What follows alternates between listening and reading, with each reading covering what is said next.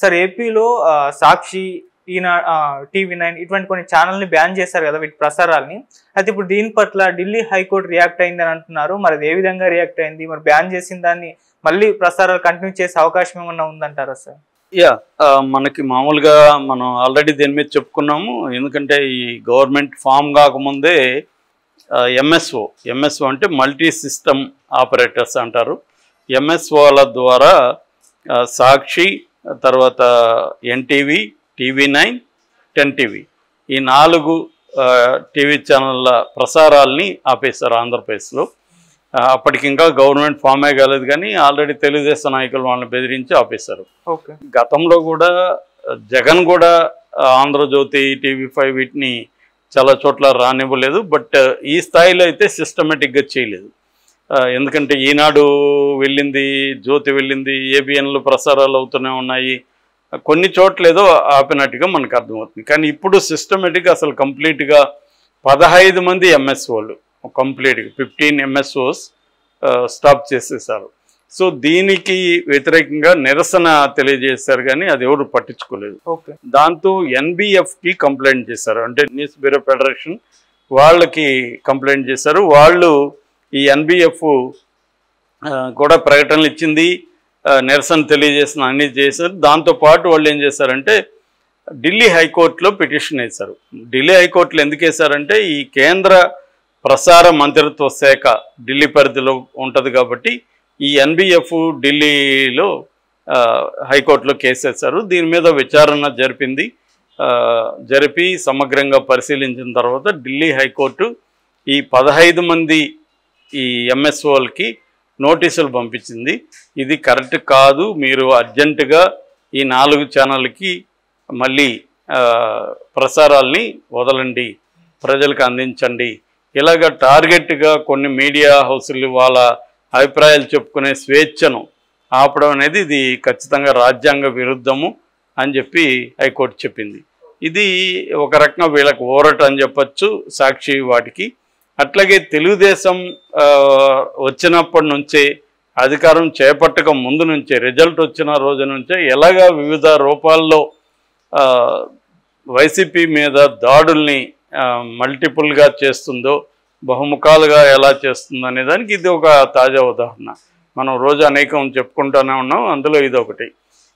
ఇది ఏంటంటే మీడియాని దెబ్బతీయడం.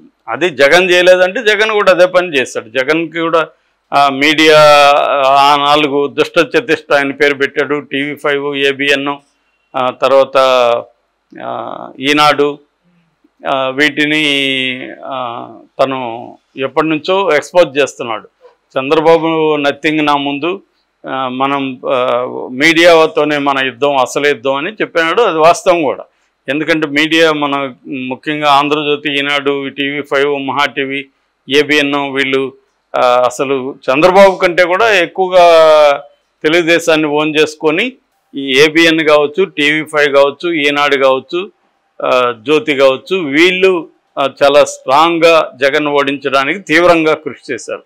అది అందరికి తెలుసు కూడా. వాళ్ళు ఇండిపెండెంట్ మీడియా అని పేరుకే కానీ వాళ్ళు తెలుగుదేశం మీడియా అనేది అఫిషియల్ మీడియా కాకపోయినా అనఫిషియల్గా తెలుగుదేశం మీడియా అని. సో అది క్లియర్గా జగన్ వర్సెస్ మీడియా అన్న పోరాటమే బలంగా కనపడింది. సో అందువల్ల నేచురల్గా జగన్ కూడా తెలుగుదేశానికి సంబంధించిన మీడియాని తన వీలైన పద్ధతిలో దెబ్బకొట్టాలని ట్రై చేశాడు. అందులో భాగంగానే సాక్షికి యాడ్లు ఇవ్వాలి కాబట్టి, సాక్షికి సర్క్యులేషన్ లేదు కాబట్టి 200 ప్రతి సచివాలయాలకి కేటాయించడం, ఆ 200లో సాక్షి మాత్రమే సబ్స్క్రిప్షన్ రేటు దానికి వస్తుంది కాబట్టి దాన్ని కొనేట్టుగా చేయడం, దానివల్ల ఈనాడు సర్క్యులేషన్ తగ్గిపోవడం, ఈనాడికి యాడ్లు తగ్గిపోవడం. సో ఇవి చేయగలిగాడు. అంటే కొంతవరకు జగన్ ఏం చేయగలిగాడు, యాడ్స్ని కట్ చేయడం, జనంలో ఎక్స్పోజ్ చేయడం, ఇట్లాంటివి చేయగలిగాడు. కానీ సిస్టమేటిక్గా ప్రసారాలని ఆపలేకపోయాడు జగన్. అక్కడ రానికుండా ఏం చూసుకోలేదు. సో ఆ రకమైన జగన్ అంటే జగన్కి ఏ స్థాయి పోరాటం చేతనవుతుందో అది చేశాడు. ఇప్పుడు వీళ్ళకి ఏ స్థాయి పోరాటం చేతనవుతుందో అది చేస్తున్నాను. నేను చాలాసార్లు చెప్తున్నాను, జగన్ వర్సెస్ చంద్రబాబు కంపేర్ చేస్తే చంద్రబాబు అన్ని రకాలుగా బెటర్ ఎక్విప్డ్, తనకున్న బలాలు జగన్తో పోలిస్తే స్ట్రాంగ్. కాబట్టి చంద్రబాబు దెబ్బ చాలా స్ట్రాంగ్గా పడుతుంది జగన్ మీద, జగన్ దెబ్బ అంత స్ట్రాంగ్గా పడదు. దానికి సింపుల్ ఎగ్జాంపుల్ ఏంటంటే జగన్ అధికారంలో ఉన్నా కూడా చంద్రబాబు పని చేయనీయకుండా చేయగలిగాడు జగన్ని. అంటే విధాన నిర్ణయాలు తీసుకోనీయకుండా చేయగలిగాడు. అమరావతిని మార్చగలిగాడు, జగన్ మార్చలేకపోయాడు కదా, అనుకున్నాడు కానీ చేయలేకపోయాడు. చంద్రబాబు ఆపగలిగాడు కదా. సో అలాగా అంటే అదొక ఎగ్జాంపుల్. అలాగా అన్ని విషయాల్లో కూడా జగన్ని దెబ్బ కొట్టడం అనేది చంద్రబాబు అధికారంలో లేకపోయినా చేయగలిగాడు. అంటే అధికారంలో ఉంటే ఇంకెలా చేయగలడు అనేది చూడాలి.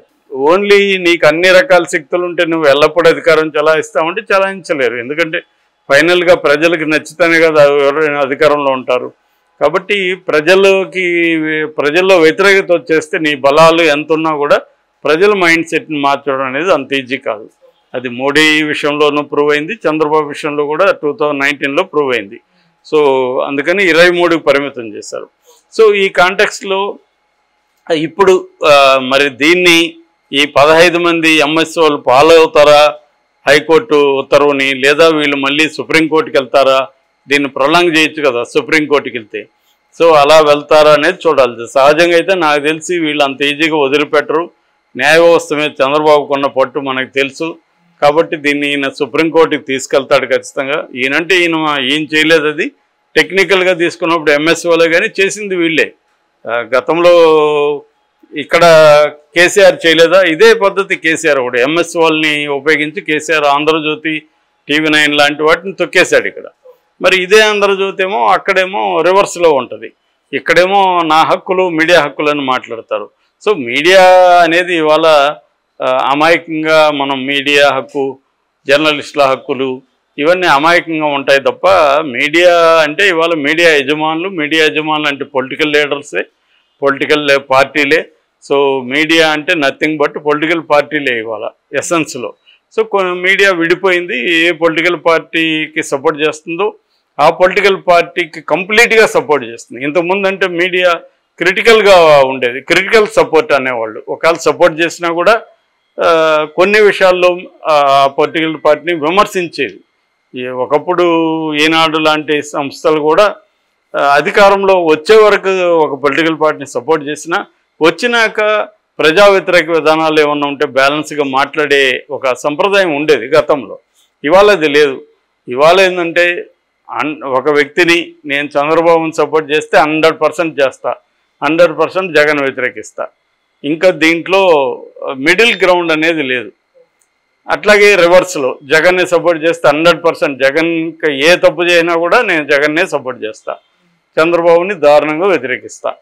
అంతేగాని క్రిటికల్ సపోర్టు, ఒకవేళ నువ్వు చంద్రబాబుని సపోర్ట్ చేయి కానీ క్రిటికల్గా ప్రజా వ్యతిరేక విధానాలు ఏమన్నా చంద్రబాబు చేస్తుంటే ఆయన విమర్శించడం, ఎత్తి చూపించడం ఇది లేదనమాట. సో అందువల్ల ఇవాళ మిడిల్ గ్రౌండ్లో ఉండి పనిచేయడం అనేది జర్నలిస్టులకైనా, మేధావులకైనా, ప్రజాసంవాదులకైనా, పౌర సంఘాలకైనా చాలా చాలా డిఫికల్ట్. ఏదన్నా ఒక దాని వైపు ఉంటే నీకు ఇబ్బంది తక్కువ. ముఖ్యంగా అధికార పక్షంలో ఎవరుంటే వాళ్ళతో ఉంటే నీకు ఏ బెడదా లేదు. ఎందుకంటే నీకు ప్రతిపక్షం అంత స్ట్రాంగ్ కాదు కాబట్టి నేనేం చేయలేదు. అందుకని మ్యాక్సిమం మనం చూస్తే అధికార పక్షం వైపే, ఒకప్పుడు జగన్ వైపు మాట్లాడే వాళ్ళు కూడా ఇప్పుడు మెల్లగా అధికార పక్షం వైపు ఎందుకు వచ్చిందలే మనకని వెళ్ళిపోతున్నారు. సో ఇది ప్రజాస్వామ్యంలో మీడియా అనేది 4th పిల్లర్గా అంటారు మనకి, వాచ్ డాగ్ అని. కానీ ఇప్పుడు మీడియాని క్యారెట్ అండ్ స్టిక్ పాలసీ అంటే వాళ్ళకి ఏదైనా వేయడం, వాళ్ళని తమ వైపున లెక్కోవడం, లేదంటే ఆ సంస్థల్ని కొనేసుకోవడం, తమ గ్రిప్పులో పెట్టుకోవడం,